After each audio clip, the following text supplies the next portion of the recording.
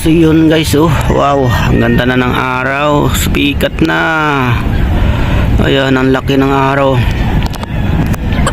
Ayun mga kabintot, no, yun mga idol natin dyan sa ibang bansa, mga OFW. Yan po ang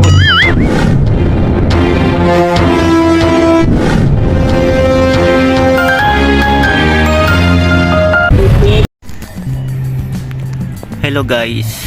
Ayan, shout out mga kabintot, no, shout out guys, shout out sa lahat.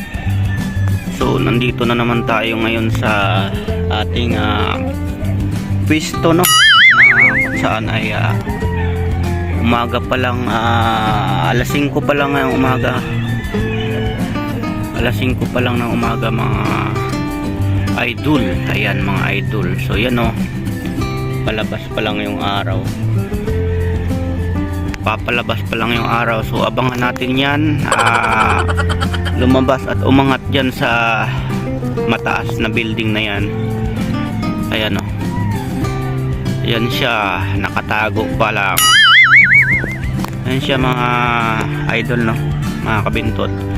So palabas pa lang ang araw na yan.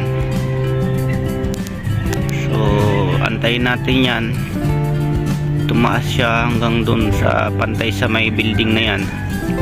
Ayan, o, pasikat na siya. So abangan natin yan siya. Ayan, o, ang ganda ng sikat ng araw.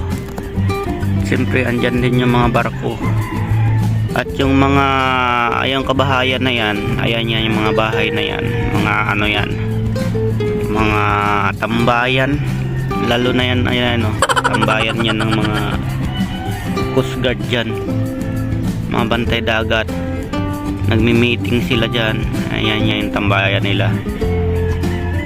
Ayan,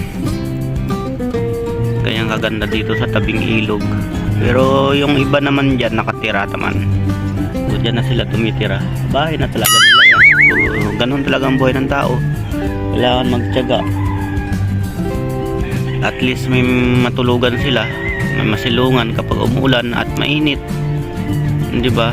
So ganyan ang buhay ng Pilipino dito sa Pilipinas, sa Ilog Pasig. At siyempre mayroon ding Coast Guard. O ayan, o, ayan, Coast Guard. Ayan, mga bantay dagat yan, Coast Guard. Paalis na yan sila. Ayan, o, bilis. Ano, ayun, grabe ang bilis tumakbo.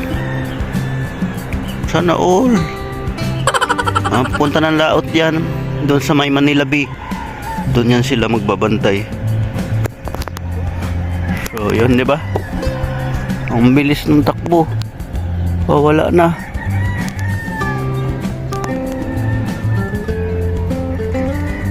Grabe ang bilis ng takbo. So dito tayo ngayon. So yan na yung araw. Ayan, pulang-pula na yung araw. Mainit na naman yan.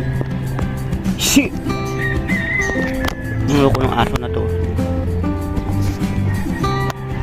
Aso, nakagat yung mga lambat. Ayan, pasikat na yung araw. Ayan, ayan ang vlog natin ngayon. Content natin dito muna tayo sa tabing dagat habang may problema pa tayo. So wala nang ibang makakaramay sa problema natin kundi sarili lang natin, at siyempre magdasal sa Diyos sa taas. So kailangan na nating baguhin ang ating sistema ng buhay, kasi tulad ng mga problema na yan, ayaw ko kasing may problema na nga ako. So binubungangaan tayo, no, bunganga, sermon ng sermon. Dapat nang mag-mother na lang siya. So dapat na lang i-kiss mo na yan, i-kiss ka na sa akin, i-kiss ka na sa akin. So dapat natin hiwalayan yung mga ganyang tao. Mala sa buhay yan, mga ganyan na lubog ka na nga sa problema. Ang dami mo ng problema mula noong nakilala siya. Ganun na talaga ang bunganga niya, sumasabay siya sa mga problema mo. So dapat na nating hiwalayan, di ba? So tao lang tayo, dapat nating magbago. So hiwalayan na yung mga ganyang tao. Mga ganyang babae, hiwalayan na. Kasi di naman nakakaano na sa problema eh. Sumasabay yung, alam mo ba, yung lubog na lubog ka tapos sinisirmonan ka pa, binubungangaan ka. Ang daming mga salita na hindi mo alam kung kaaway ba o kakampi. So ngayon naisip ko na kaplastikan lang pala yung mga bagay na ganyan. So dapat lang hiwalayan. So sa pagsikat ng araw na ito, dapat na nating alisin lahat ng mga malas sa ating buhay. Mula noon pa naman malas na talaga yan. Nakilala ko malas na talaga. Kasi alam mo bakit, paano nyo nalaman kung bakit minalas ang buhay ko? Mulang nakilala ko yan, malas na yan kasi sumasabay lagi sa problema ko. Tuwing may problema po ako ay lagi po akong sinasabayan o ano-ano na lang yung mga bunganga niya sa salita. So masinisi pa ako kasi sa mga problema eh. Ang dami kong problema eh. Siyempre normal lang yan sa tao, di ba? Tao lang tayo, nagkakamali, nagkakaroon ng problema. Dapat yung payuhan ka, dapat yung gabay ang kailangan. Patnumay na magulang, gabay dapat, di ba? So siya ang matanda, so lola na siya, matanda na siya eh. Dapat gabayan niya yung bata. Ang problema ay sumasabay eh. So nandun na yung pinapagalitan. So ang daming mga sinasabi. Sa pagsikat ng araw na yan, sana ay mawala lahat ng mga problema ko. At siyempre kailangan na natin magbago. Alisin na natin yung mga malas sa buhay. Ayun. So yan, mamaya tataas na yung araw. Yan, pataas na yung araw. Sikat na. Ayan, pasikat na yan, tataas na yan. Shout out po sa mga nanonood sa atin at sa mga nakakaintindi, nagmamahal sa atin. Shout out po sa inyo, lalo na sa mga OFW. So simula po nakilala ko yan, lahat po ng mga kaibigan ko nagsialisan dahil nga po ay pinagbablock niya, pinag-hide niya, sisilusan niya lahat. Na wala namang ginagawa yung mga kaibigan ko sa Facebook, sinusundan niya ako sa Facebook. So lahat ng nag-heart sa akin, nagpupuso sa mga post ko, pinagsisilusan niya, nagagalit siya. So bakit? Sigurado ka bang boyfriend mo na ba talaga ako? So hindi ko naman binubuhos, binibigay sa iyo lahat ng mga pagmamahal ko. Nagtitira rin ako ng pagmamahal sa sarili ko. Hindi ako bobo at tanga. Kaya dapat na i-ex ka na, alisin ka na. Problema ando na nga ako, sumasabay ka pa. Yun ang mahirap. Sa mga ganong kasintahan, mga jowa, dapat po ay magkaintindihan kayo. Halimbawa sa akin, puno na ako ng problema, dapat po ay mapayuhan mo ako or gabayan mo ako, hindi yung sinasabayan mo ako palagi. Init ng ulo ko, sinasabayan mo palagi. So wala, dapat ka nang alisin sa lipunan. Ekis ka na sa akin. So ang tanging ano na lang, yung Diyos na lang bahala dyan. Diyos na lang ang mananatiling umintindi sa'yo, sa atin, kung ano man mali. Siyempre ako, tao at nagsasalita habang buhay pa, tao lang nagkakamali. Lahat naman tayo may pagkakamali, di ba? Tao lang nagkakamali. So yan, sa pagsikat ng araw na yan, so sana ay maintindihan mo lahat ng mga sinasabi ko sa upload na to. Shout out sa'yo. Wala akong galit sa'yo. So sana tumahimik ka na rin, dahil kagagawan mo rin naman yan lahat mula noon pa naman eh, kaya nakita ganyan ka na. So dapat i-ex ka na, alisin ka na. Dapat nakitang hiwalayan dahil ang pangit na ugali mo. Ayaw mo sa Pilipino, mas ayaw din namin mga Pilipino sa'yo, diba? Ganun lang yan eh. Kung ayaw mo sa isang tao dahil hindi ka gusto, hayaan mo, tumahimik ka na lang, diba? Tulad ng gagawin ko ngayon, pagsikat ng araw, manahimik na lang ako kasi wala naman tayong mapapala. Simple babae din yan. So sa mata at puso ng mga tao sa buong mundo ay ang palaging panalo ay babae. So tayong mga lalaki, bilang lalaki, tahimik na lang tayo. Kaya ikis na natin yan. Ayan, shout out sa lahat at God bless. Yan, si Lord lang ang tanging gagabay sa ating mga gawa, sa ating sarili, no, sa ating mga gagawin. Ayan, tanging Diyos lang ang ating pag-asa. Kaya ingat po tayo sa mga ganyang bagay. Ingat po, ingat. Maraming po salamat sa mga nagmamahal sa akin at sa mga kaibigan kong dati. Ayan, kailangan natin magbago ngayon at alisin na ang malas sa buhay natin. Marami pong salamat at pinapanood nyo ang aking video, tulad na video na to.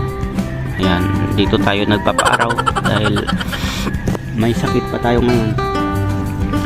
Mild lang naman yung sakit natin, sipon lang, so konting lagnat, yun lang. So wala naman ibang nakakaalam sa buhay natin kung kailan tayong kukuhain kundi Diyos lang. Kaya pasa Diyos na lang natin ang ating buhay at siyempre magsumikap rin tayo sa sarili natin para matuwa naman ang Panginoong Diyos at pamilya natin, di ba? So sa mga ganyan paninirang puri, so ayaan mo yan, sa isip, sa salita na lang ang intindihin natin at kung saan tayo magtitiwala. Kayo na lang pong bahala maghusga sa mga tao. So kailangan po kasi ay marunong tayo umintindi. So intindihin na lang natin ang lahat ng bagay, kung ano mga kanyang sinasabi. So di ba, kung gusto mo intindihin ka ng mga tao, intindihin ka ng mga kaibigan mo, itaydor ha, masama ang traidor. Kita mo si Satanas nagtraidor, makyat sa puno, nagbigti. Kaya huwag mong hayaang maging katulad ka ni Satanas. Ayan, si Satanas ba yun? Oh yun, ayun yun o, sa yung araw sikat na. So yun guys, oh wow, ang ganda na ng araw, sikat na. Ayun, ang laki ng araw. Ayun mga kabintot, no, yun mga idol natin dyan sa ibang bansa, mga OFW. Yan po ang araw, sikat na po. Ayan, pantay na siya sa taas ng building na yan, nasa Binondo. Binondo po yan dyan. Yan yung mga building na yan. Binondo Church, Ongpin, Juan Luna Street. Diyan po, yung Juan Luna. Diyan po yung mga karamihan ng mga Chinese nakatira sa mga building na yan. Mga negosyanteng Chinese. Ayan, diyan po. Ayan, salamat po. At ito lang po inantay natin ng kasikatan ng araw. Sa pagsikat ng araw at paglubog ng araw, at sana ay naging maayos ang ating buhay at maayos ang ating pakikisama, pakikitungo sa mga tao, masama man or matino. Ayan, dapat nating intindihin sila dahil tao lang sila, nagkakamali. So wag natin sabayan ang kanilang mga problema. Katulad ko, sinabayan lagi ang problema, kaya yun, sumabog, nakipaghiwalay, pero nagalit ang hiniwalayan. So kausap niya ang kanyang attorney at magdidemanda siya. So antayin natin kasi sobra na boss. Masama bang makipaghiwalay? Makipaghiwalay na ako ayoko na, dahil sumasabay lagi sa mga problema. Ayoko na, dahil punong-puno na ako ng problema, sumasabay pa siya palagi. So dapat iikis natin yan, ikis na yan. At siyempre no-comment tayo dyan at bahala mo siya magbunganga, magsasawa rin yan. Siyempre may puso rin yan naman alam naman na may puso rin yan. At marunong din umintindihan sa kahirapan ng buhay ko, sa mga problema ko. Dapat hindi mo sinabayan. Sinabi ko na sa'yo ilang bisis, pa ulit-ulit, milyon bisis sinabi ko sa'yo na wag mo akong sabayan sa mga problema ko, dahil ang hirap na may problema na sinasabayan mo palagi. Dapat gabayan mo ako sa mga problema ko, or intindihin mo ang problema ko. Ang problema mo sinabayan mo ako lahat. Wala, ikis ka na sa akin. Kaya gusto ko na makipag-iwalay sa iyo. Matagal na akong nakipag-iwalay sa iyo Hirap, intindi na lang natin yan. So yun, maraming salamat at sa pag-iintindi ninyo at sa suporta ninyo. Maraming salamat. Sa hindi pa po nakapag-subscribe sa ating YouTube channel, please subscribe po, or pindutin yung all bell para lagi kayong update sa live natin, sa upload natin. Salamat po. Ayan, maraming salamat sa tiwala at magtitiwala pa lang at sa parating pa lang ng mga bagong kaibigan. Ito na ba yung pagbabago natin? Alisin na natin ang ating mga kamalasan sa buhay at yung mga taong malas sa buhay, alisin na natin. Goodbye and God bless. Shout out sa inyo. Maraming salamat. God bless you all. I love you. I love you all.